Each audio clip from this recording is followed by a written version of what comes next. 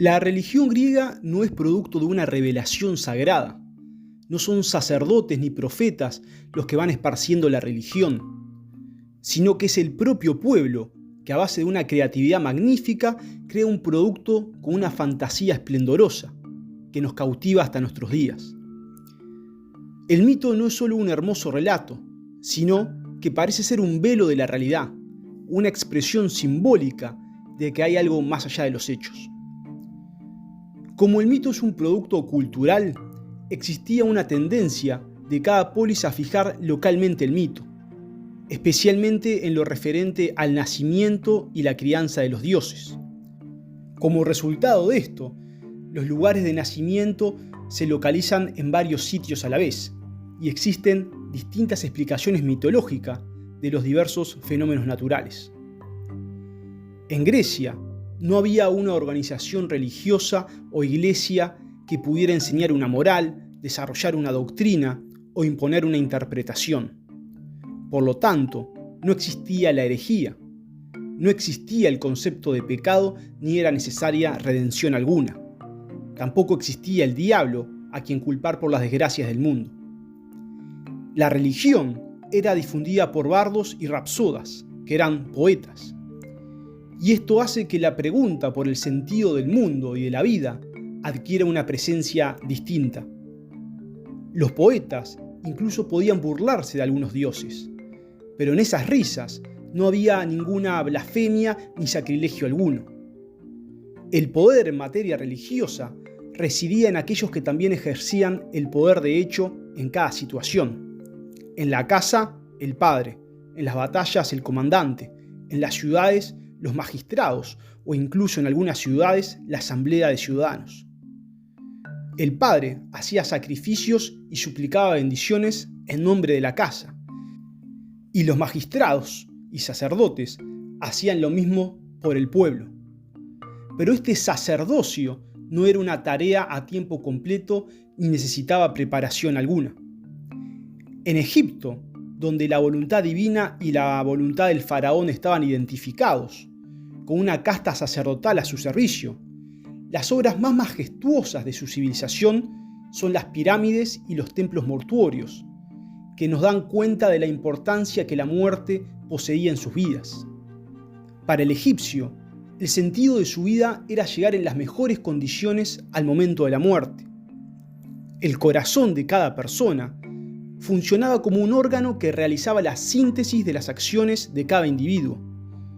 A su muerte, el difunto se enfrentaba a Anubis, que manejaba una balanza con 2 platos.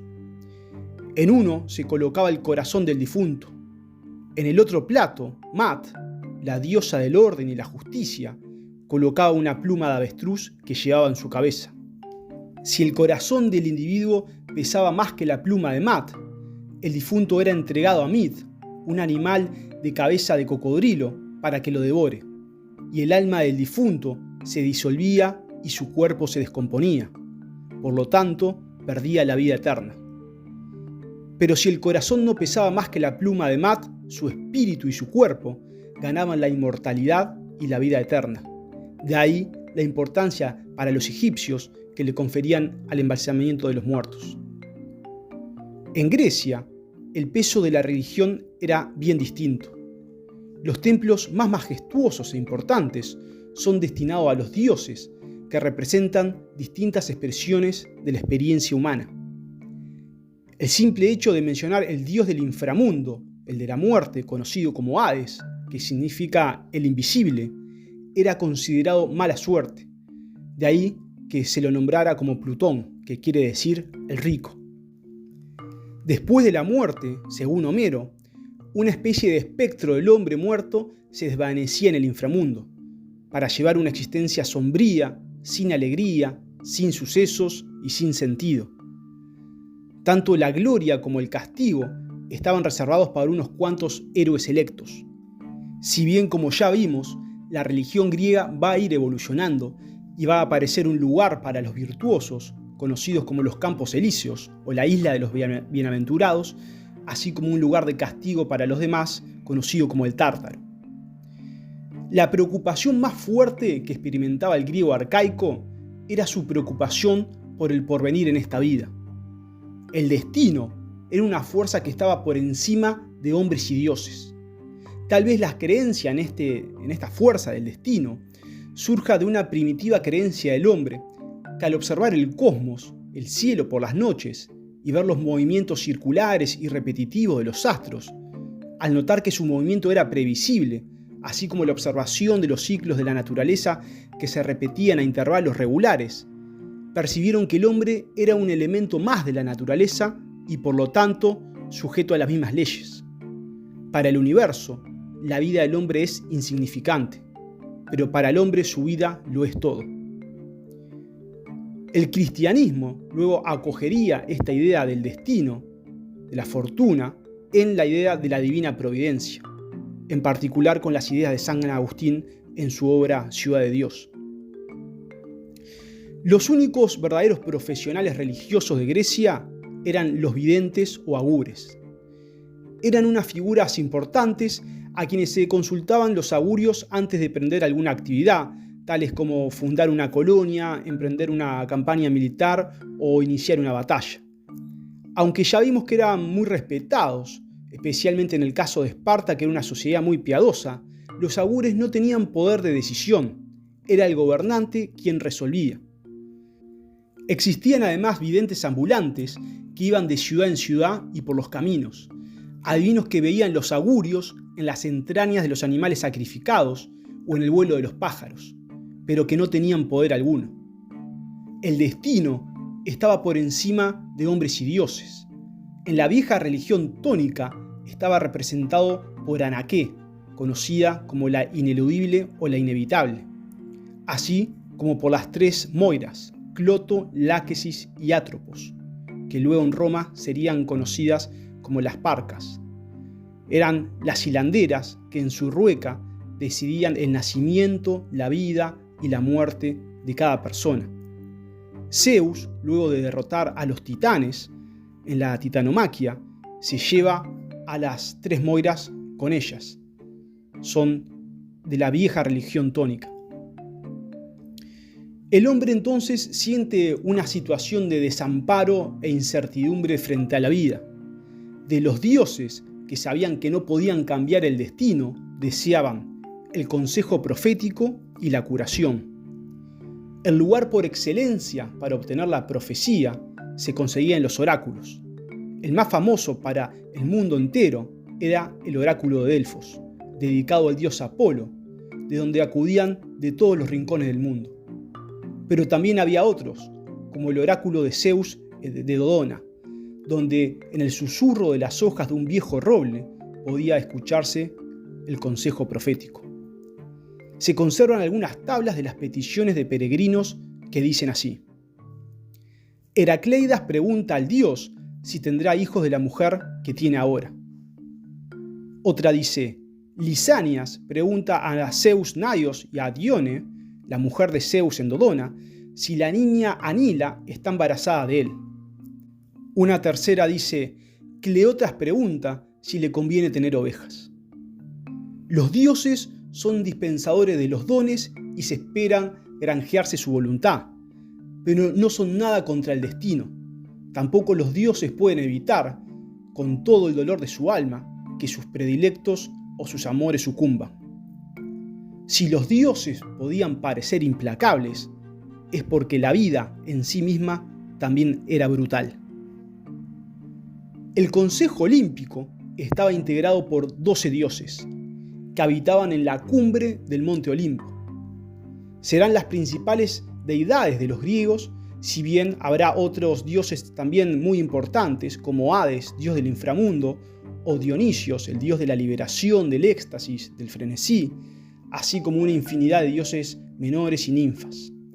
Cada bosque, cada arroyo, cada lugar estaba habitado por estas ninfas, que eran una personificación de la naturaleza de cada lugar.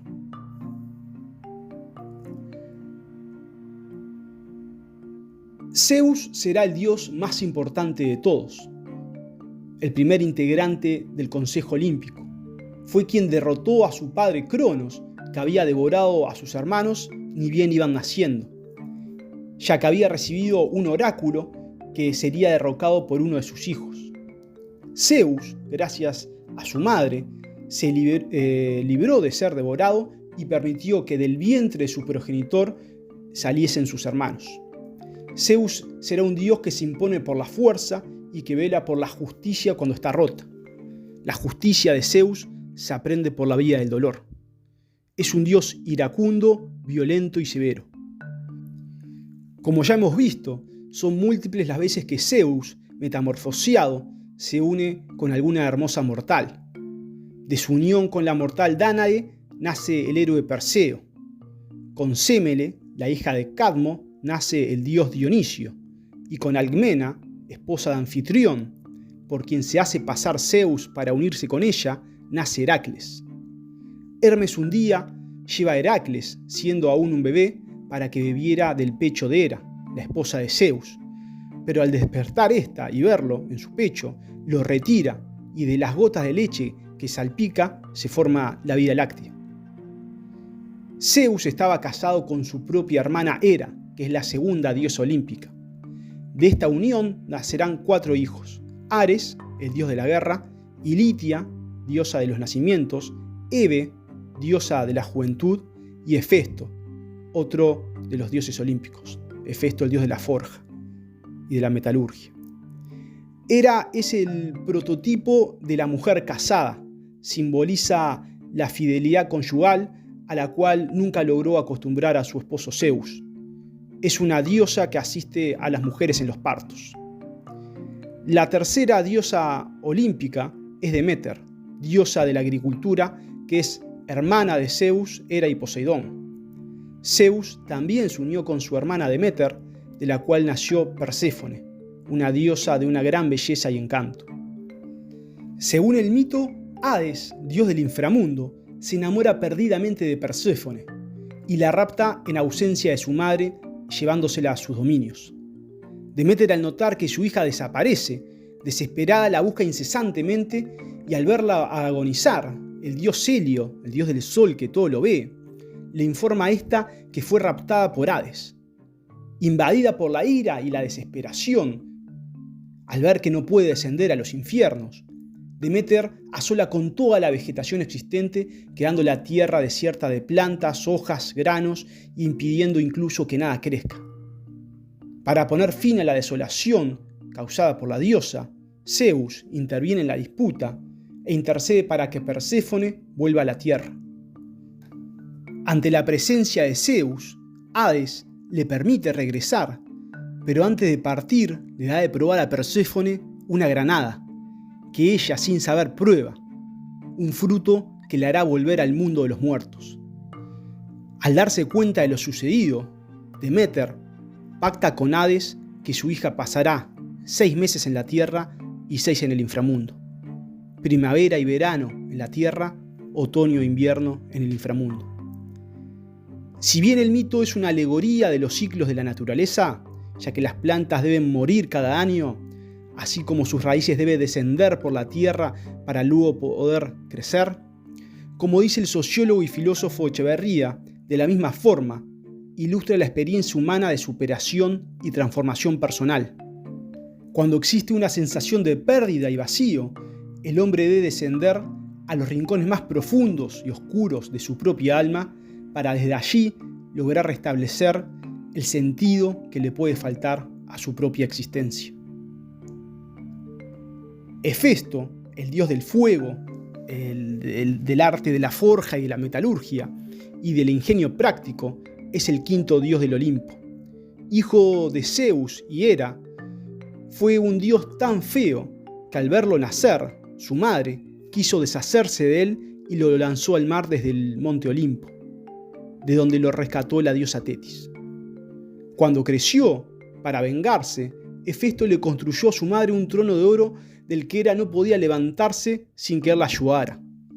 Se cuenta que, tiempo después, Dionisios embriaga a Hefesto para lograr que la libere a su madre de este castigo. Afrodita, la 6ª diosa olímpica, será la esposa de Hefesto.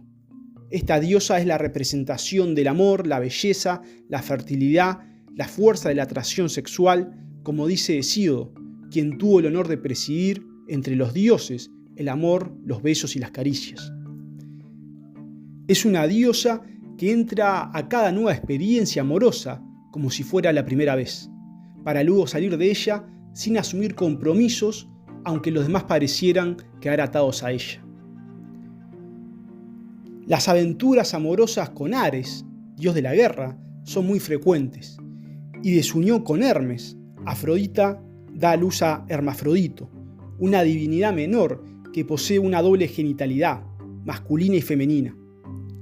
Según el mito, dicha condición fue resultado de que Hermafrodito rechazara el amor de la ninfa Salmacis, quien se le habría pegado a su cuerpo mientras se bañaba en un río, y que los dioses, atendiendo a las súplicas de ella, optaron por mantenerlos unidos, produciendo un ser de doble género.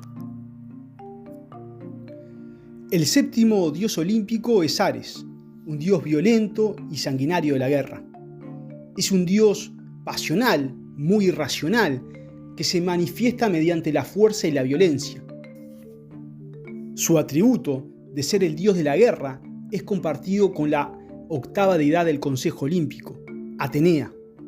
Ella es la hija mayor de Zeus, que nace de la unión con la diosa Metis. Luego de unirse con ella, Zeus comienza a tener fuertes dolores de cabeza. Le pide ayuda al dios Hefesto, quien le da un fuerte golpe en el cráneo con un martillo, de donde nace completamente desarrollada y armada la diosa del conocimiento, la inteligencia, la sabiduría y la justicia. Atenea será una diosa hermosa, casta, virgen, autocontenida, será la consejera de Zeus. Se cuenta que el sabio Tiresias de la ciudad de Tebas un día la sorprendió bañándose desnuda y como castigo la diosa lo dejó ciego. Es la patrona de la polis de Atenas, protectora de la filosofía, la poesía y la música. Su tótem son el búho y el gallo, de ahí que el símbolo de la filosofía sea este animal. Aunque se trata de una diosa guerrera, representa también la paz. Es el polo opuesto de Ares en este sentido. Atenea entra en guerra para restablecer el equilibrio y el orden, y en la guerra emplea la táctica y la estrategia. Ares, en cambio, usa la fuerza y la violencia. En la guerra de Troya, el carpintero Epeo construye el caballo de madera por indicación de Atenea. Apolo, el dios de la profecía y el arte de la adivinación, es el noveno dios olímpico. Hijo de Zeus y la bella Leto, está asociado con la lira y el arco. Apolo representa la encarnación de la belleza, la luz, la armonía, así como la música, la poesía y la medicina. Asclepio, el dios de la medicina, es hijo suyo. Su intuición sobre la medicina luego será asumida por su propio hijo. Como señala Echeverría, Apolo expresa la tensión adecuada y necesaria para mantener la armonía, tensión que está presente en dos de sus instrumentos, la lira y el arco. Si bien Apolo es un dios hermoso y joven, la mayoría de sus amores fueron un rotundo fracaso, tal como el mito de Apolo y Dafne que ya vimos, pero también en muchos otros casos. En la Ilíada se cuenta que el dios se enamoró de Casandra, la hija del rey Príamo de Troya. Para conquistarla, le regala el don de la profecía. Pero luego, cuando ella rechaza el amor del dios, para castigarla, Apolo no puede ya retirarle el don que le había otorgado. Entonces la maldice, haciendo que nadie crea en sus vaticinios. Así Casandra, que será tenida por loca, irá presagiando desgracias, tales como la caída de Troya o la muerte de Agamenón, en las cuales nadie creerá, pero que efectivamente ocurrirán. Apolo también tuvo una relación amorosa con Jacinto, hijo del rey de Esparta, amor que provocó los celos de Céfiro, dios del viento del oeste. Cuando Apolo y Jacinto disputaban una prueba en el lanzamiento del disco, Céfiro desvía el disco lanzado por Apolo y golpea en la cabeza al amado, dándole la muerte. Apolo también pierde a su amante Cipariso, cuando éste por error mata a un siervo que amaba. En su tristeza, Cipariso le ruega a Apolo que lo convierta en un ciprés. Para los griegos, el ciprés sería un árbol consagrado a los dioses. En Roma, sería un árbol que guarda relación con el luto y el dolor, un árbol frecuentemente utilizado en los cementerios. Artemisa es la 10ª integrante del Consejo Olímpico, que es la hermana gemela de Apolo. Es la diosa de la caza, de los bosques y de la naturaleza virgen. También es una diosa que asiste en los partos a las mujeres embarazadas, atributo que comparte con Hera. Así como su hermano Apolo se lo identifica con el sol, a ella con la luna. Artemisa es la diosa virgen por excelencia, aunque representa un aspecto distinto del que posee Atenea. En Artemisa, la virginidad representa el límite de los lugares inexplorados, inescrutables, libres de la presencia humana, como ciertos bosques, selvas o mares. Es por tanto una diosa protectora de la naturaleza. Su tótem es el ciervo. En Éfeso se le construye un templo que llegará a ser una de las grandes maravillas del mundo antiguo. Se la identifica como la diosa de la caza y se la representa habitualmente con un arco y un carcaj de flechas, al igual que su hermano Apolo, caminando junto a animales, muchas veces con un ciervo o un oso. Hermes o Hermés es el 10º dios del Consejo Olímpico. Es la representación de la comunicación, es el dios intérprete entre los hombres y los dioses. Será el elegido de Zeus para comunicarse con los hombres, pero también entre los dioses, particularmente para comunicarse con Hades, el dios de las tinieblas. Es un dios que intermedia particularmente en las disputas. Es por tanto un dios que se vale de la astucia, es un dios pícaro, que siempre encuentra alternativas. Es un dios también que se vale de la elocuencia y de la persuasión de las palabras. Su nombre da origen al término hermenéutica, que es la disciplina que estudia la interpretación de los textos. A su vez, la palabra Hermes proviene de la palabra que en griego designaba ciertas piedras que se colocaban en los caminos para guiar a los caminantes, conocida como Hermaión. Estas piedras eran además colocadas como señales de demarcación de terrenos o como figuras protectoras de las moradas. Hermes es el señor de los caminos, de la conectividad, del paso de un territorio hacia otro. Hermes también acompaña a las almas hasta las puertas del Hades. Como dios de la conectividad, Hermes es el dios del intercambio y por tanto de los comerciantes. Los romanos lo llamaron Mercurio. Poseidón será el 11º dios del Consejo Olímpico. Hermano de Zeus, es el dios de los mares y los terremotos. En este sentido, los griegos primitivos habían intuido hace miles de años que la causa de los terremotos provenían del mar. Hoy en día, sabemos que esto en Grecia se debe a una falla que hay entre las placas tectónicas que unen Asia con Europa. Una de las 3 gorgonas, conocida como Medusa, a quien luego derrotaría Perseo, sedujo a Poseidón. Esta la persiguió y la violó en un templo de Atenea. Como castigo a Medusa, Atenea hizo que le crecieran serpientes en lugares de cabello e hizo que su mirada fuese petrificante. La última diosa del Consejo Olímpico era Hestia, una diosa virgen que era la hermana mayor de Zeus. Hestia es la diosa del fuego del hogar que representa la calidez y la concordia en el oikos. Esta diosa se aparta prudentemente de toda disputa o pelea y gusta del silencio y de quedarse callada.